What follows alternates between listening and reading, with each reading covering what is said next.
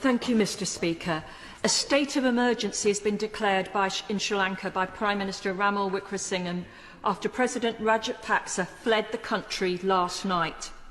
This follows weeks of protests on the island, with inflation running at more than 50%, rocketing the price of everyday goods. The health system is on the verge of collapse due to lack of medicine. There is no fuel for essential transport services and medical vehicles. There have been power cuts, school closures, and we woke this morning to protesters overtaking the Prime Minister's office, tear gas fired by police, a curfew imposed on the capital, and the national TV broadcast suspended. This is a crisis in democracy, decades in the making. The world turned away when the Rajapaksa government cluster-bombed its own people committing genocide, murdered its journalist and enriched a small group led by one family. Their malign dynastic control has stripped the country bare, leaving behind a broken nation on the brink of economic collapse.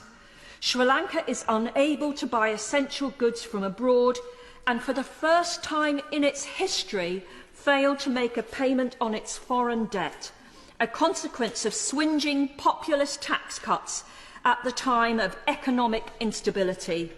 Tory leadership candidates, beware. An IMF bailout is essential.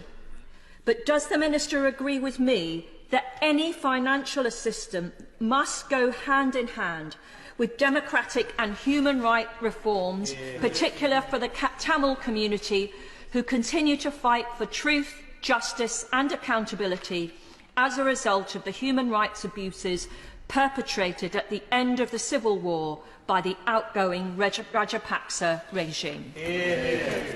Speaker, can I first of all congratulate the Honourable Lady, Member of Commission Warden, on securing this question, and can I agree with her that this horrible, appalling situation for the people of Sri Lanka has been brought about by the corruption of the Rajapaksa government, their populist unfunded tax cuts, their skyrocketing defence expenditure, their draconian police powers, and the cronyism and corruption like we've rarely ever seen. And therefore, can I urge the Minister to work with international partners for a full economic and political solution to support the Democrats in Sri Lanka? Can we start with an economic package with the IMF and others so we can give immediate support? But can that be followed and included with a political package which includes an international arrest warrant for President Rajapaksa and his cronies? Can it also include a demand for political freedom, the respect of rights and human rights of everyone on the island of Sri Lanka, including the Tamil and Muslim minorities?